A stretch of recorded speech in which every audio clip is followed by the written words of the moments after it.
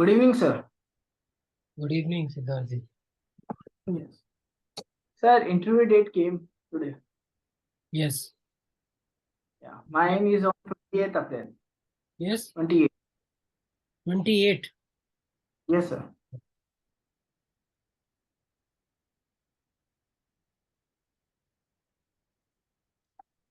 Yes. Today is whole chemistry mock. Yes. Yes.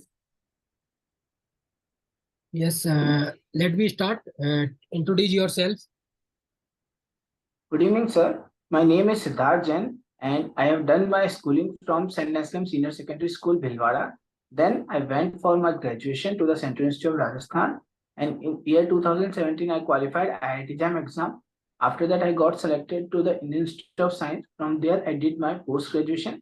And after doing my post-graduation, I qualified CSI NET exam in 2017 and 2021 with GRF and GATE exam in 2021, 22 and 23.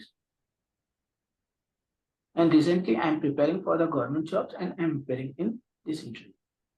Yes. Good. Are you from Bhilwara in Rajasthan? Yes. Yes, sir. I am from Bhilwara. Yes. Why is Bhilwara is famous? Sir, Bhilwara is famous for textile, especially the cloth that is made here. Especially in Bhilwara, we will see many spinning yarns that the cloth is made from the raw material. Yes. Bhilwara is, and it is also known as textile city.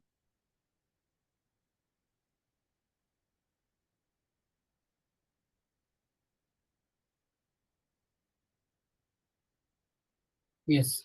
Your hobby is badminton. Yes. Yes, sir. How do you feel about badminton in India? Sir, the craze of badminton, especially in the few years when India has qualified for Olympic and they have also won like silver and bronze medals, by especially by PV Sindhu, and previously in Commonwealth Games when Saina Nehwal won the medal. So that craze has changed, and now people are representing India more in badminton. And I think the scenario is changing day by day by looking at the growth of the number of persons which are appearing in the badmintons for India. Yes. Good.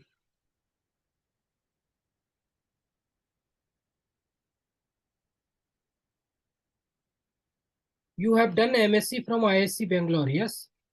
Yes, sir. Then you have done MSc from IISc Bangalore. Why are you joined into research and other field? Okay. Sir, actually, when I was doing my MSc, actually it was an integrated PhD program and it was combined MS plus PhD program. But when I came across many seniors also, and I came to know that even after doing PhD, they are facing trouble in getting the jobs. So I thought it's better to look for the job after MSc than to go for PhD, because the scenario of jobs is changing day by day and we are not having that much enough jobs even after PhD. So that's why I opted for this option. Nowadays, someone PhD from IISc Bangalore then travel in a life. What, sir? Someone have done PhD from IISc Bangalore, then future is a travel. No, sir. Means like if I have to look for a government job, then even after PhD, I have to fight the same exam which I am fighting after MSc. So I thought it's better to fight those exams after MSc than going for PhD. It's not like doing PhD is nice or we don't get jobs, but the job which I am looking for that we have to fight. Purpose is government job, yes. Yes, sir.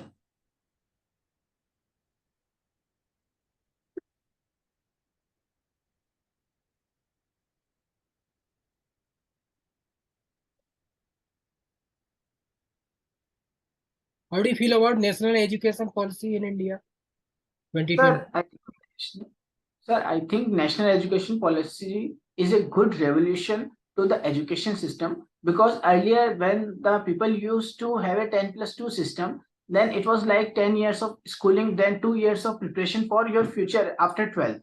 But now, since the education policy has changed from 5 plus 3 plus 4, so it can be like 5 years of primary education, 3 years of standard education, then 4 years of preparation for your future life, which is good, because in a short period of 2 years, usually people used to have difficulty in getting the good jobs or getting good career guidance. But in 4 years, now they can get good career guidance, and also they can look for the suitable jobs which they want in that large span of time. So I think it's a good move. Yes, good. Yes, good answer. Let's move on. Mock whole chemistry. First of all, what is atomic structure? Okay, I will explain. Yes. Sir, when we talk about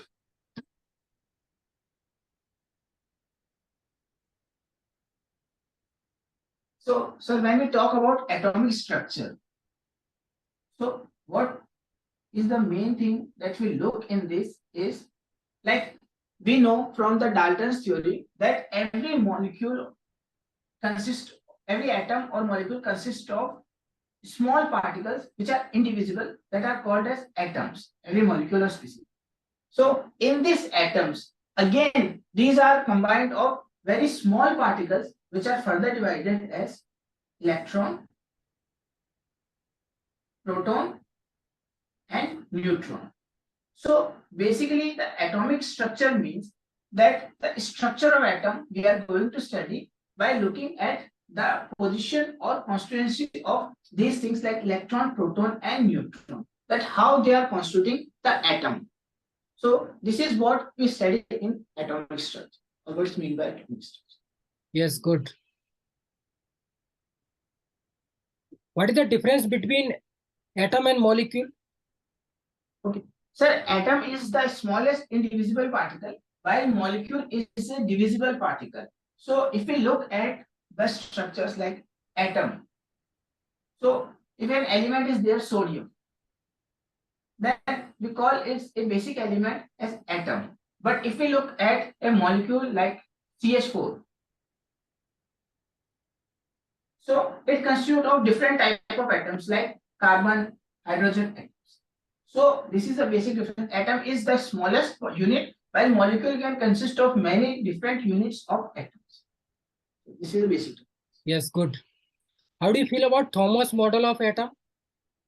Sir, Thomson's model of atom basically describes the electron neutrality, because we know that the species or the atoms are electron neutral. So he defined that the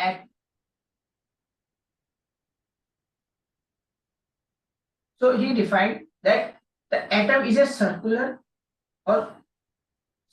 shape. So in this circle, the electrons and the different type of protons are embedded like a pudding cake.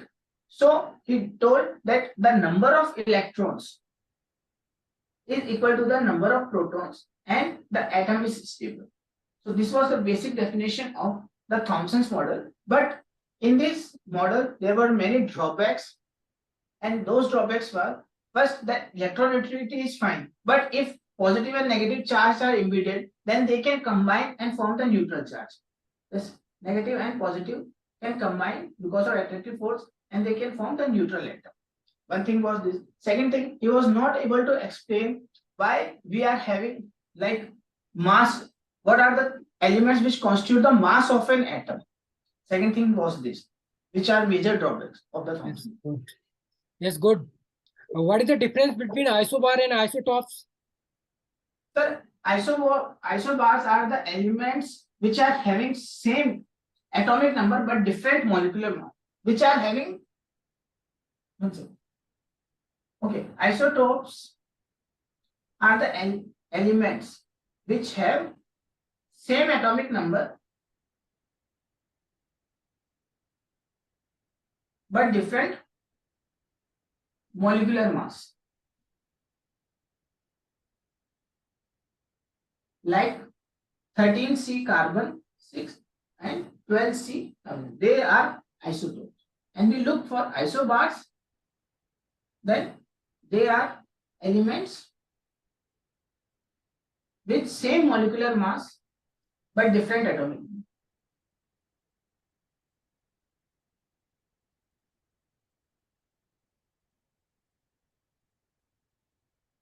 Like 40 calcium 20 and 40 argon 18. So here molecular mass is same, but the atomic numbers are different in isobars. Yes, good. How do you feel about Bohr's model of hydrogen? For hydrogen Sir, atom?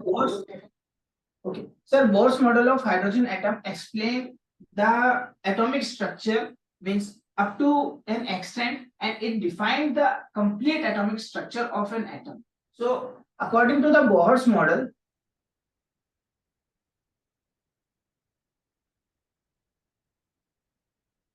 first thing was like the atom have its mass in the center and electrons are surrounding it in the elliptical orbitals.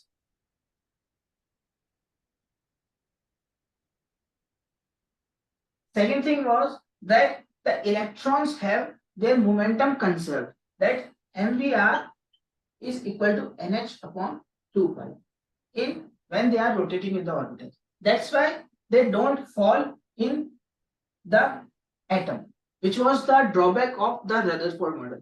This was explained by the Bohr's. Third thing, that the electrons and protons are having a mass, okay, having a repulsion and attraction forces between them. Like proton and electrons are repelling, which is attracting, and the electron and electron are repelling with each other. And while this force is acting, that the electrons are helping in the moving around the nucleus. This was the third point. And from this, we can say that the Bohr's model was a great model for the electron atomic structure. Yes, good. Good explain. Any limitation of Bohr's model? Do you know? Yes, sir. First thing, that it was not able to explain the spectra of the electrons. That when the electrons are moving from one orbital to the another, they are showing radiations like atoms. In case of sodium, we see the spectra. So it was not able to explain the spectra. Although the Bohr's model talked about the quantization of the energy, but it does not give the physical significance why the energy is quantized. He was not able to explain it, that why the angular momentum will be conserved in those orbitals. And again, third thing was that Heisenberg gave uncertainty principle, that we are not able to determine the position and momentum of an electron simultaneously. So in Bohr's model, it was like we are determining the position and momentum also, but that was not possible as given by the Heisenberg. That is also one drawback of the Bohr's model. Yes, good. What is the difference between above principle, Pauli exclusion principle, and Hund's rule? Sir, above gave it here that the orbital with lower energy will be filled first.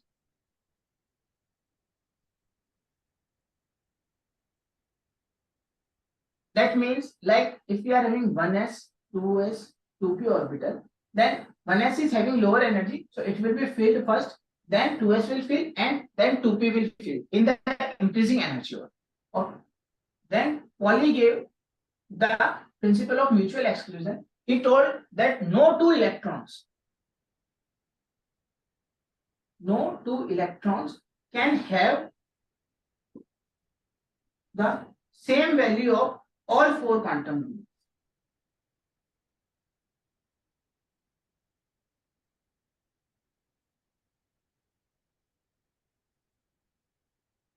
And the Hund gave the rule that the filling of electrons will be in unpaired state first in the orbital of same energy.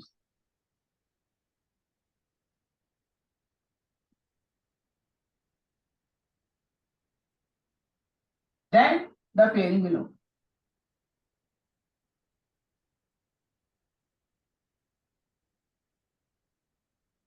For example, if 2p orbital is there, it is having 3 orbitals, Ex, Py, and Pz.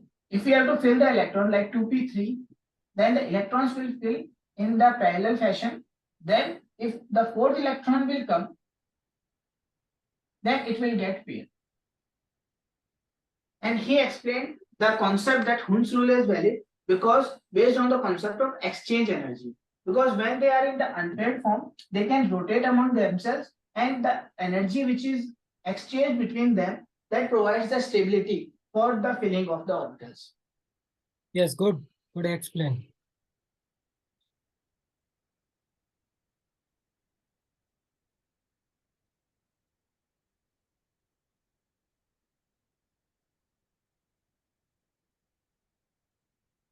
Next question. What is the difference between a Thomson model, Rutherford model, and Worth model? Any one point? Okay, sir. So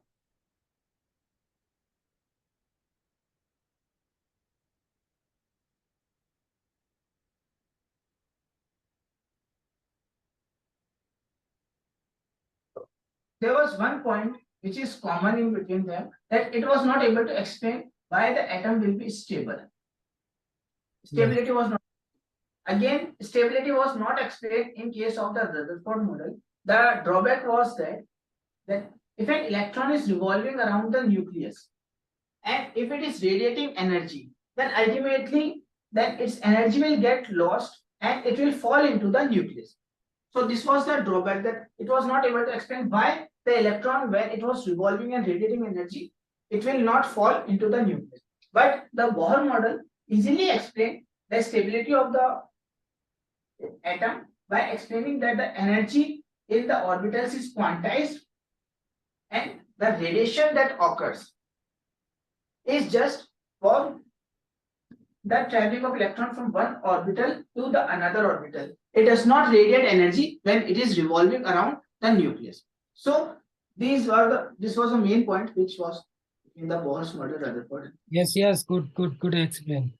What is periodicity?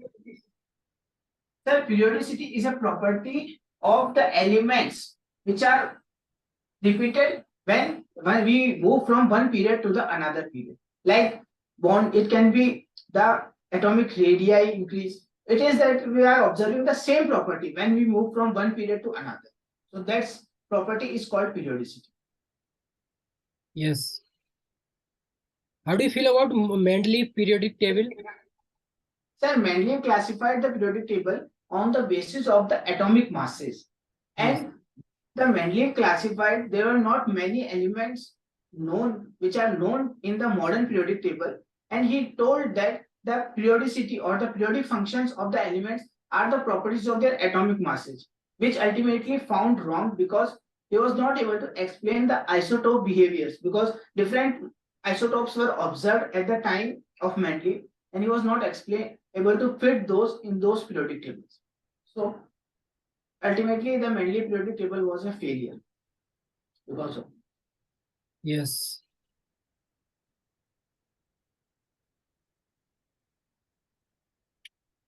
What is the difference between atomic radii and metallic radii and covalent radii?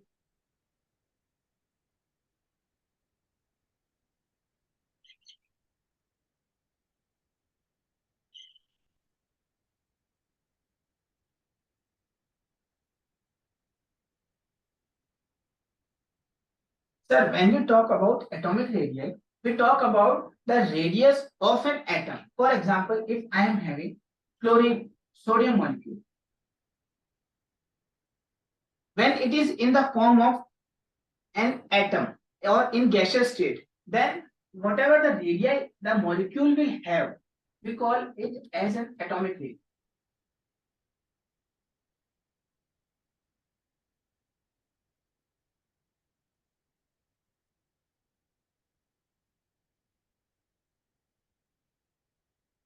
And in case of metallic radii, when sodium forms the bonds with the other sodium elements, and when we are having the sodium in the solid state, for example, sodium is surrounded by other elements and sodium.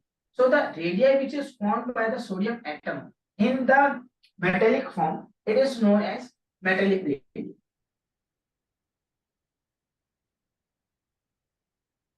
And in case of covalent radii, when a molecule forms a covalent bond like Cl2, so the elements, when they form a covalent bond, they share some part of their atom or orbitals. So the radii, which is defined as the distance divided by 2, which is joining the centers of the two elements which are forming the covalent bond. So covalent radii, this distance is d, then radii of Cl is equals to d by 2. That the distance which is joining both the centers of the atoms which are forming the covalent. So that's defined as covalent radii. Yes, good explain. What is the difference between ionization energy, electron affinity, or electron negativity? Okay. So first thing, ionization energy.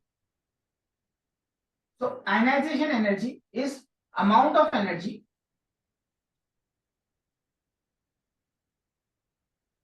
required to remove a electron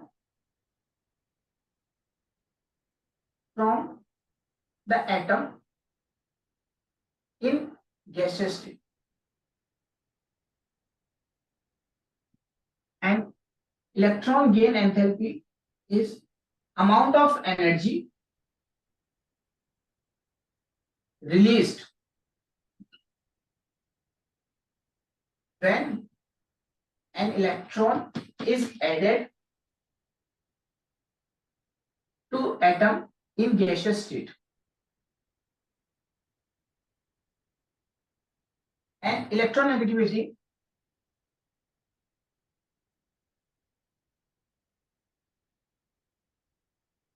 it is defined as tendency of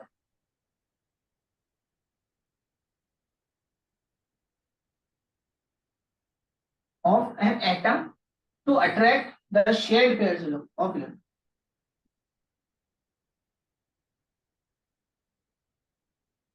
Attract the shared pair of electrons.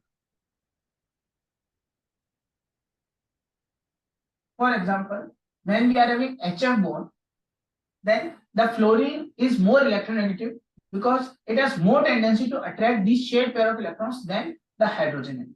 So this is the electron. Yes, good explain. Next question, what is the difference between metal, non-metal, and metalloids? Yes, carry on. Yes. Sir, metals are defined as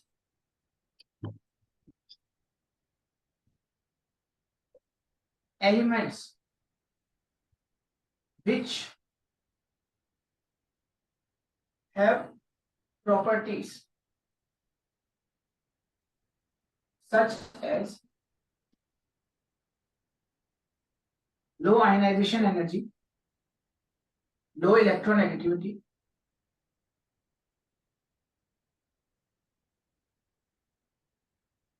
high electron gain enthalpy, ductility, malleability, etc. So all those elements which show these type of properties, we define these elements as metals. Non-metals are defined as elements which show high electron gain enthalpy, high ionization energy, high electronegativity,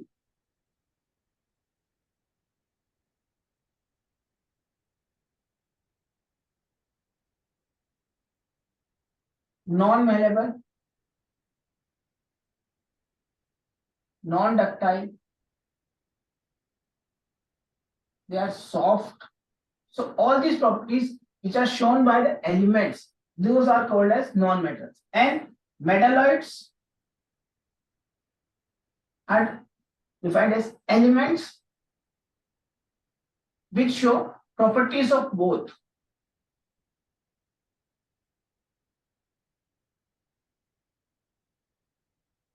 metal and non-metal.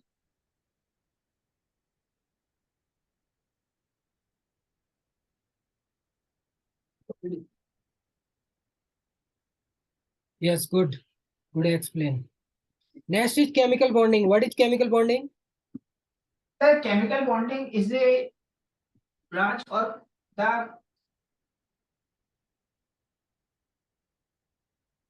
chemical bonding is a branch of chemistry which explains the bonding between the molecules which are forming, especially the chemical bond. The chemical bond can be of ionic covalent or it can be of metallic bonds. So the theories which explain these type of bondings, we study them in the chemical bonding. Yes, good. What is octet rule? So octet rule is a rule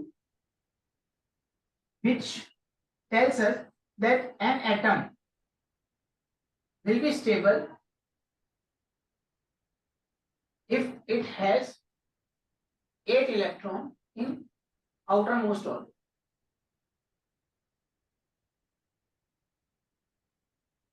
This is octet. Any limitation of octet rule? Yes, sir. There are many limitations. Like we have hypovalent compounds, like BeCl2, BCl3. We have hypervalent compounds like SF6, PF5, IF7. So all these compounds are formed and they are stable also, and we observe them. But the octet rule said an atom will be stable only if it has 8 electrons. And these are the compounds which are not obeying the octet rule and they are stable also. So this is the major limitation of the octet rule. Yes, good.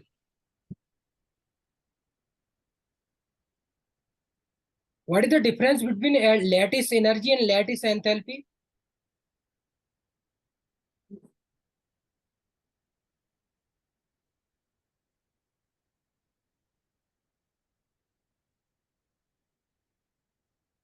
So lattice energy is defined as amount of energy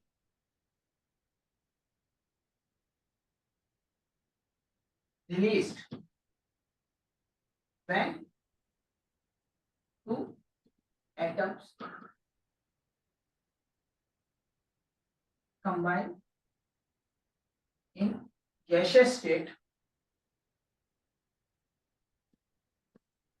to form the lattice. So this is the lattice energy. For example, if we are having A atom in gaseous state and B atom also in gaseous state, and they are forming their lattice AB, so the amount of energy that will be released here will be the lattice energy.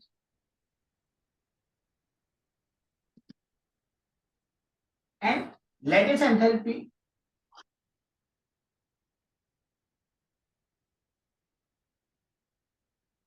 it is defined as the change in energy which occurs when the two atoms form a lattice. So here, if we are having A and B in the gaseous state, but here we can have A and B in their pure state or whatever the natural state they are existing, like A solid plus B2. Yes, we can have, and it forms the lattice. So whatever the amount of energy that will be released here while the formation of the lattice, that's called as lattice energy. Defined. Yes, good. Good answer. Next, what is the difference between bond energy and bond enthalpy?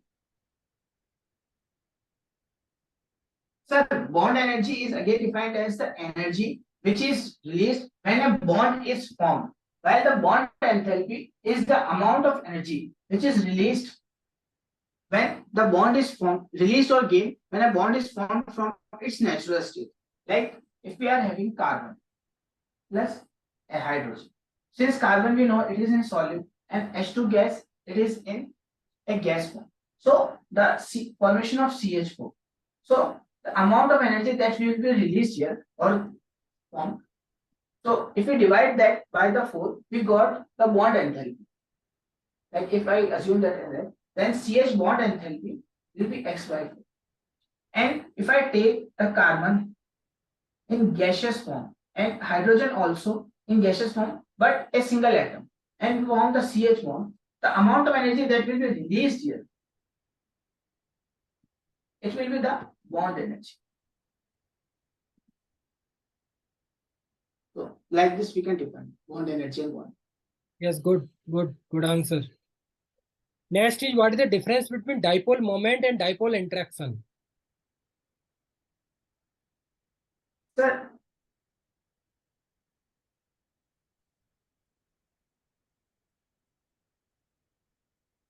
dipole moment is defined as, like, if we are having a molecule A to B, and we know, let's assume that A is less electronegative than the B. We know that the electrons will be attracted towards the B.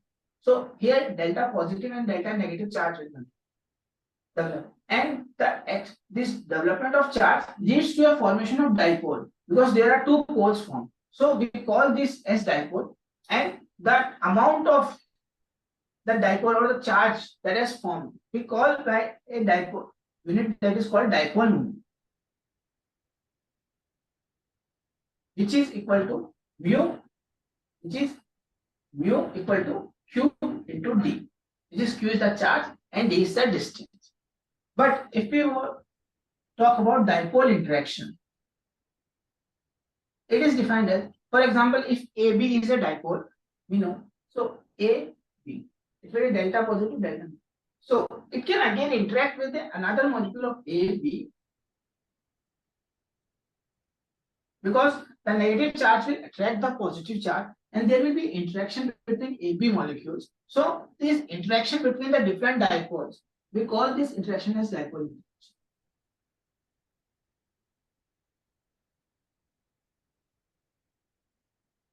This is dipole interaction.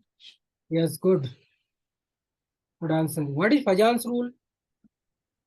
Sir, Fajan's rule talk about the formation of covalent and ionic character in a bond. Since we know that no bond is purely ionic and no bond is purely covalent.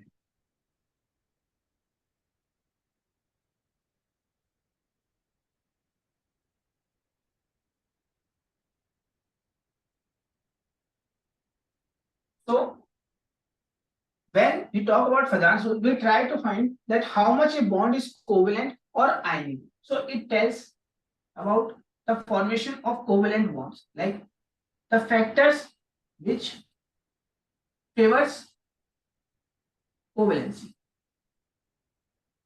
So it tells us that if a cation is there, then high charge on cation will favor the covalence, and small size of cation will favor the covalence. And if an anion is there, then high charge on anion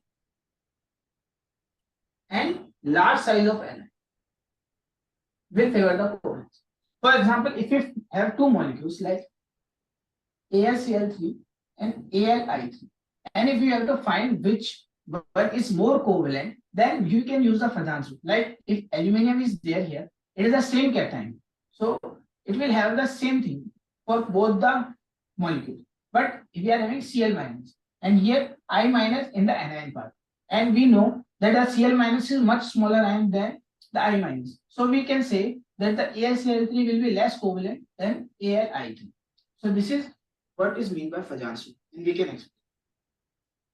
Yes, good explain. And next point is, what is the difference between base pair theory, valence bond theory, and MOT? Yes.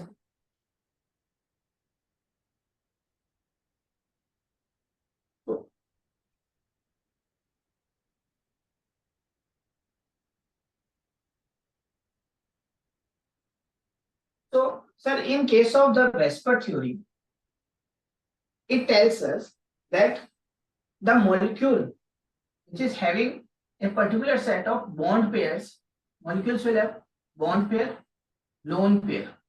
These type of two. So based on the amount of repulsion between the bond pair and lone pairs, a lone pair, bond pair, and bond pair, lone pair, the molecule will try to arrange itself in a 3D structure where all these repulsions will be minimized.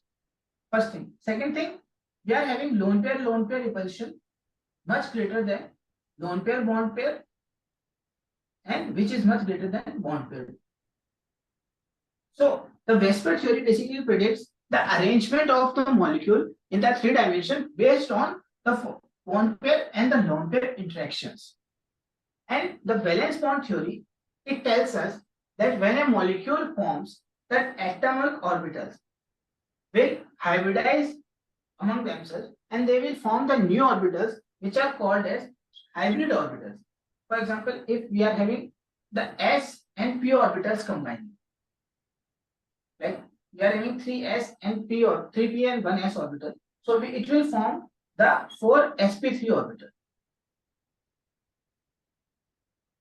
So basically, in the formation of these new orbitals will be called as hybrid orbitals, and they will be of the same energy, and the electrons are having no difference because they are having same energy. So the electrons of bond pair, lone pair can fill among themselves, and based on the formation of these hybrid orbitals, we can define the geometry of the molecule. And in case of molecular orbital theory, it tells us that when a molecule, for example, CH4 is formed, the atomic orbitals will combine among themselves and they will form the molecular orbitals. And these molecular orbitals will now decide the geometry, shape, and characteristics of the molecule. So this is the major difference. Yes, good. What is the difference between geometry and shape? Yes, sir. Sir, the geometry is defined as the 3-dimensional structure which is correspondence to the type of hybridization, we can say, or from the MOT, whatever it has been predicted, the complete 3-dimensional structure. For example, if we are having ammonia molecule, NH3 molecule, since we know there is one lone pair, but since it is sp3 hybridized, so it will have geometry tetrahedral. But if we look at the shape, then shape will be rounded. So basically, geometry represents the whatever the 3-dimensional structure that has been proposed for the molecule, and shape depends in actual how this molecule is looking in the 3 dimension. Like ammonia looks like, so it is the shape pyramidal. Yes, so this is the basic geometry. Good answer. Next is, what is the difference between sigma, pi, and delta bond? Yes. Sir, when we look for the sigma bond is formed